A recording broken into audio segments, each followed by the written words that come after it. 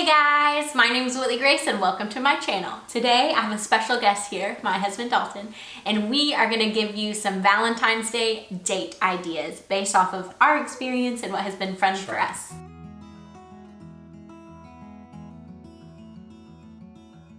The first one I want to talk about is a scavenger hunt date.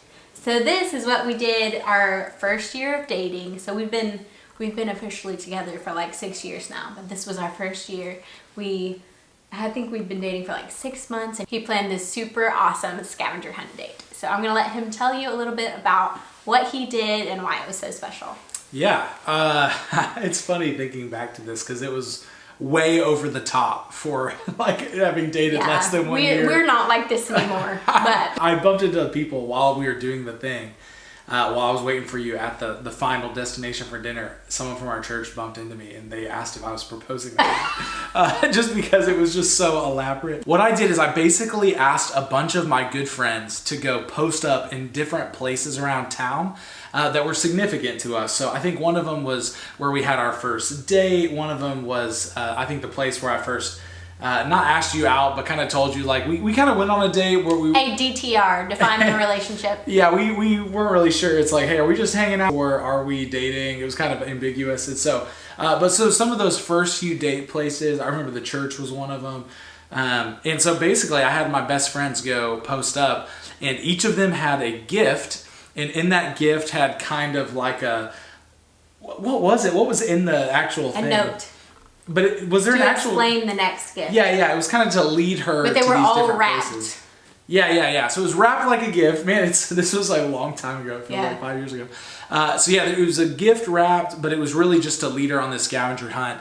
And so each one kind of had a little riddle or clue of where the next gift would be. But I made sure to like have people there so she wouldn't like be so unaware of what was happening that it'd be like really hard. But I think we set it up so like you had to like walk up to like the cashier at Tropical Smoothie and actually like say something to her to receive the gift. And so it was quite a bit of work to put together, but it was not super expensive because all you needed was like gift wrap and paper to write down. And so it was a pretty easy idea to pull off, and it's honestly pretty special. We still remember it years later. But yeah, so I did that for several places, and it culminated with a really nice dinner. So the last one led her to... He was at the last one. Yeah, I was there at the last place, and so she showed up, and we had a super nice... And the last gift was he gave me like a really pretty necklace. A nice necklace, and then we also did like a little photo session because I had someone driving her around to all the different places. Who's a really good friend of mine and also a great photographer. And so he takes some photos for us. And so it was kind of an experience and a day, something it was like a whole evening. Yeah. But if you're super extra and you want to go all out, that was a great one. As a female, I like thoroughly enjoyed that. Yeah. Super extra though. If you want to be less extra, but stick with the same idea, once we were married, he did something similar, but it was in our house. So he like hid notes that led me to other notes in each room, and then it led to, I think, like flowers and a box of chocolates. Yeah, it was basically really sweet. Yeah, it was like little love letter notes just to encourage her and just to be something sweet. And so scavenger hunts are highly recommended, at least from us. And then let's see. So we also, for Valentine's Day, have a tradition where we either make or eat pizza. We only eat pizza. But we make it, we go out, we stay in, and so creating... On different Valentines. We have made it, we have gone out. We don't do all those things every time. The idea is we've like created a tradition, so if you are just kind of simple people who like to have a routine like us, then creating some kind of tradition. So for us, our first year of this tradition, we made like our favorite pizza, and then also made like chocolate covered strawberries and watched a movie.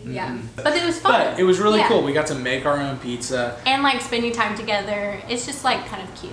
And we've done some Valentine's where we go out to like fancier restaurants that serve pizza and order the pizza, and then we've had some where we just like order the heart-shaped and then we watch like Valentine's Day on Netflix or something. But yeah, so creating a tradition, whether it's pizza like us or some kind of, I think it's extra thoughtful if you're like, hey, I want to do this, and if it's okay with you, I'd love to make this like a tradition that we can look forward to every year. Especially if you're in your first year of dating, that's like really sweet. So another idea that's kind of along the same lines as some of our other dates, but one year we went, so there's like these super cool like rustic bridges near where we live. So we went to the bridges and we had one of our friends who's a photographer come and take pictures of us. And it was super special just because we love to do like every year take pictures together and just kind of document that. And so to get really dressed up on a day like Valentine's Day, or it could be like just the week of Valentine's Day or the weekend or something like that. Just giving your significant other like a photo session during Valentine's Day to get dressed up and just document the time. Yeah, and it's always fun just being able to go and take photos together. And so we love, probably like once a year, we try to get an actual photographer to go and take photos of, whether it's in a big city and we go into the downtown area, or if we do something like simple in a park. But it's always easy to find, college age people who love to do photography and are starting out if you're on a budget, or find some people who are really good and go all out and do something really special for your date. Just be intentional and creative with your date. So our last date recommendation is a fun day trip. So if you're like us, you like to travel, you like to take pictures, but we one time did this really fun, it was like a 3-hour drive and then a 3-hour drive back. So we took turns driving, but we went to this really cool art museum. So we drove down there and we got snacks and candy and just kind of hung out and talked, and it was really good, especially if you're newly dating and want to get to know each other. Car rides are always a great idea for that. So we drove to this museum, walked around, took funny pictures, we went to lunch. Funny, you gotta elaborate on the funny pictures. I had Whitley stand in front of every exhibit and pose as whatever the sculpture or art was. So it was just her pretending to be the art. That was really funny. I love those photos. Yeah, those are hilarious. So finding some kind of museum or art display is super fun to travel to and then back. And then we stopped for lunch and then we just came home after that. So just day trips are super fun. But I hope you got some inspiration for your Valentine's Day date ideas, and I hope you are intentional and have fun. And if you want to check out our next video, we are going to talk about things to get your Valentine for Valentine's Day. So if you need some ideas, or if you want to know what not to get your Valentine for Valentine's Day, check out that video. We'll link it below. Wait, what not to get? Are you have I ever bombed it?